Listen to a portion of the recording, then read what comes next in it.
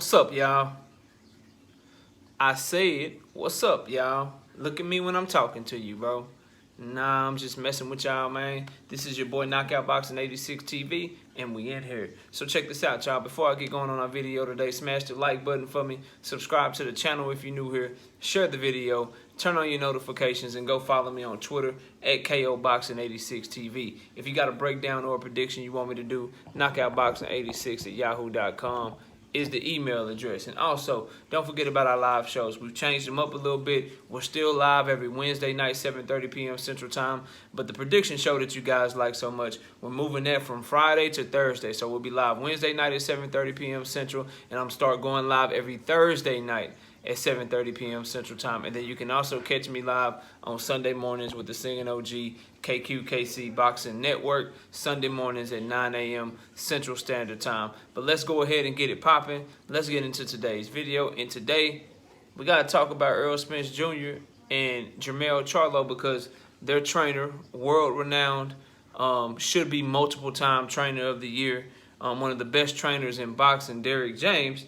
He just did an interview on the Last Stand podcast with Brian Custer. And if you love boxing, bro, and you want to know what the hottest names have to say about the hottest topics in boxing, you got to go subscribe to the Last Stand podcast, because this ain't no plug for them. Brian Custer and them ain't paying me or nothing, you know what I'm saying? But they do great work over there, and that deserves to be respected. So they just, their latest interview was with Derrick James, and man, we want to unpack it. He had a lot to say. So specifically about Errol Spence, some Terrence Crawford stuff in there, parts of the interview I didn't like, as well as, what he had to say about Jermell Charlo. So first and foremost, just his mind for boxing really stuck out to me. Now, you can agree or disagree with it, but there's if you're really a diehard fan, you know that one of the things that people say about Derrick James is that he doesn't teach his fighters combination punching. He explained his thought process behind it, and we can really get into the weeds with it, man. And I could do a whole live stream on it, but I think it's very interesting, his explanation as to why he doesn't teach combination punching, and it's simply based off of when you hit somebody and you land that shot, the way that it moves their head back, the stuff that comes naturally after it. It just doesn't bode well for combination punching, and he believes that it leaves you open. So, for instance, the 1, 2, 3, he says when you throw a right, throw your jab, then you throw your straight behind it, then you want to follow with the hook. Well, if you land on both of those punches and it pops the dude's head back, throwing the hook, you're going to automatically miss, or you're going to overextend yourself, and you could end up leaving yourself open to shots. And so what he believes in and how he works the mitts and what he teaches his guys is how to punch and react. So when you throw this punch, something, this particular punch might come back at you. So when you're throwing your left hand, you need to make sure you right hook, you right here, because everybody's going to try to counter that other side. You throw the right hand, same thing, parrying shots, blocking shots. Just very interesting, his take on why he trains the way that he trains, and he does it a lot different than a lot of fighters than a lot of trainers. And it's really hard to argue with the man's results, because you look at somebody like Jermell Charlo, who wasn't a puncher. He gets with Derrick James. Now he got some of the best power in 154 pounds. You understand what I'm saying? You look at Errol Spence and his technique and his skills and what he's been able to do. So, and then you look at one of his up-and-coming fighters that he's working with, one of the hottest people, in my opinion, down at 135 pounds, and Frank the Ghost Martin. Like, I mean, bro, he got straight savages coming out of Derrick James' gym and his training and shit. So, it is what it is. There's definitely some credence to what he's saying. You can take it or not take it, but I found it very interesting with why he doesn't teach combination punching, and he much rather the term, and he believes that you can put your punches together, and it's natural punches that go with each other, but just teaching somebody a bunch of combinations and no why behind it, or not being ready for what could come back at you, or not understanding how a fighter reacts when they get hit and what punch should come next behind that.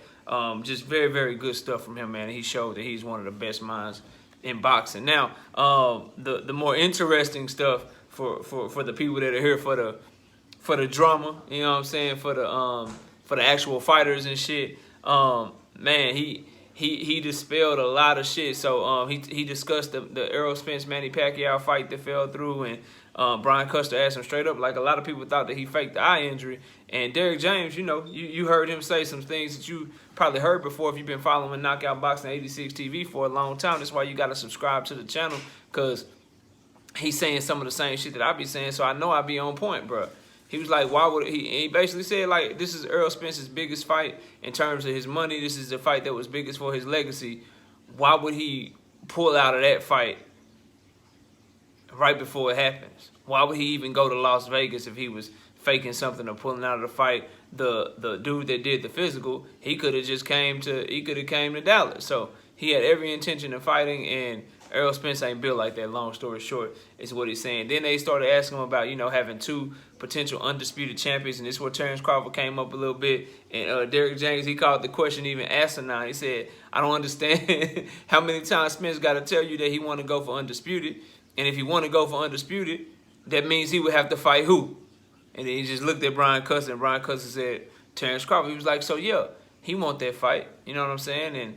And there's no doubt about it. You know what I'm saying? Then as far as Jermell Charlo, really talking about him being focused on Castano and some things that he has to do different.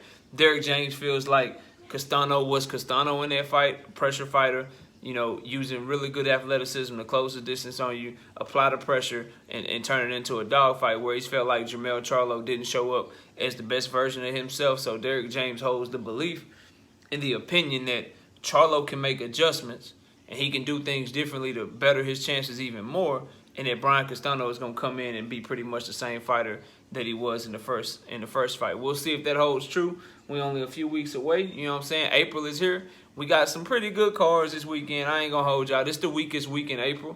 The weakest week in April. The less strong week in the weakest week. The weakest week in April. Yeah, this is the weakest week in April. But April 9th, April 16th, April 23rd, April 30th.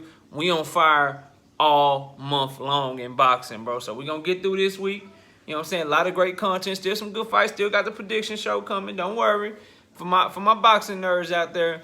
But April's about to be lit. And Jermell Charlo is coming up in May. So, man, we got some big fights on the horizon. The one thing I didn't like, and I'll end the video with this, bro. Derrick James keeps throwing out. He talks Errol Spence and Terrence Crawford. And Derrick James keeps throwing out this number, 700,000 pay-per-view buys for Errol Spence, and comparing it to 135,000.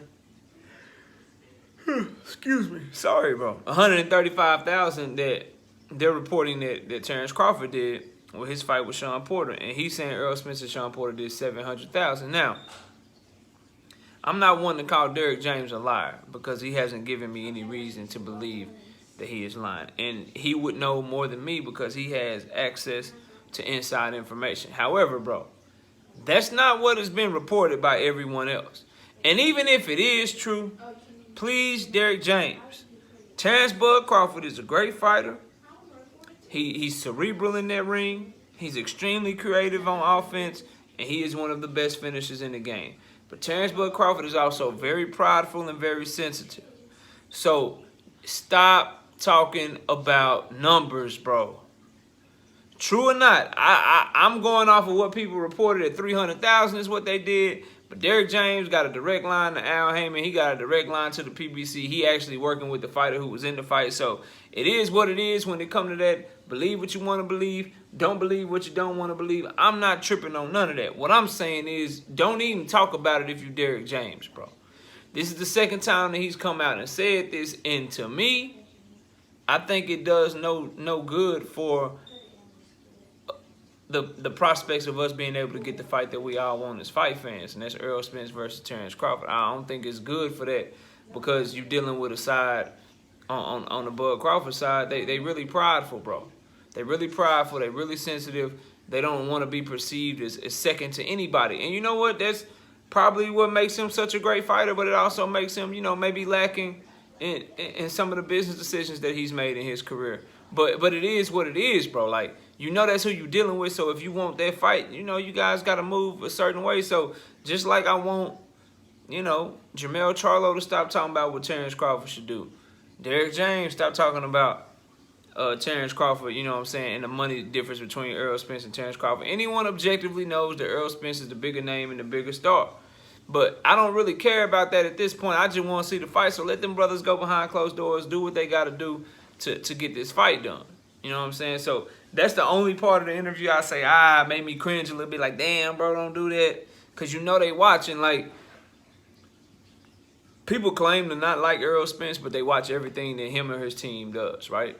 You know what I'm saying? So you definitely know, I'd be willing to bet that by the time this video drop, if I go to some of the live streams of some certain channels, they're going to be holding on to this, and they're going to be saying, see, look, Errol Spence and his team, they ducking.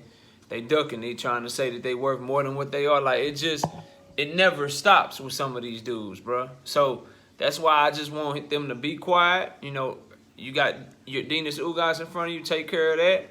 Both sides are saying that they want the fight from Terrence Crawford and Errol Spence side, and then come after April 16th, you know, assuming that Errol Spence is able to be successful. If he is, then we all know what the next move should be. And if it's not that, whether you are a Spence fan or a Crawford fan, you need to point the blame in the right direction. So even if you're an Errol Spence fan, if he don't go after Terrence Crawford after he beats your Denis Ugas, if he's able to beat him, then shit, you're gonna have to eat that. You're gonna have to talk that. You're gonna have to chastise him. You're gonna have to criticize him. If you a Terrence Crawford fan and Errol Spence try to come fight him, and Terrence Crawford is on that BS and he moving in a certain way, hopefully you can be man enough or woman enough to say what's up with that too. So it's just, I can't wait till April 16th, man. I'm excited for this fight. Derrick James gave a great interview. I highly suggest all of y'all go check it out if you haven't already. Great boxing mind. Stood on the way he teaches. Really spoke highly of all of his fighters. And he believes, they asked him one last question, like, do you believe you'll have 2 undisputed champions by the end of this year? And he said yes. So you already know what he's thinking. If he's saying yes, that means he being told by somebody that Errol Spence going after Terrence Crawford next. He would know better than us. That's all I'm saying, bro. But y'all let me know what y'all think. Comment down below, smash the like, subscribe to the channel, share the video, turn on your notifications. Go follow me on Twitter at KOBoxing86TV. If you got a breakdown or a prediction you want me to do, knockoutboxing86@yahoo.com is the email address. Don't forget about our live show. We're live every Wednesday night, 7:30 p.m. Central Time. Live every Friday night, 7:30 p.m. Central Time. Nope, not Fridays no more. I got to get used to it, y'all. We don't go live on Fridays no more. We go live on Wednesday and Thursday, because there be fight cards on Friday. Sometimes it be a major card on ESPN or DAZN or something like that, and then sometimes we got the Showbox card. So just to keep any confusion down, we're moving the show up one day. So now we got our live shows on Wednesday night, 7:30 p.m. Central, live show on Thursday night, 7:30 p.m. Central, and then I'm live with the Singing OG KQKC Boxing Network, Sunday mornings, 9 a.m. Central Standard Time. I appreciate y'all watching this video. Enjoy the rest of your day, and with that, we out of here, y'all. Peace.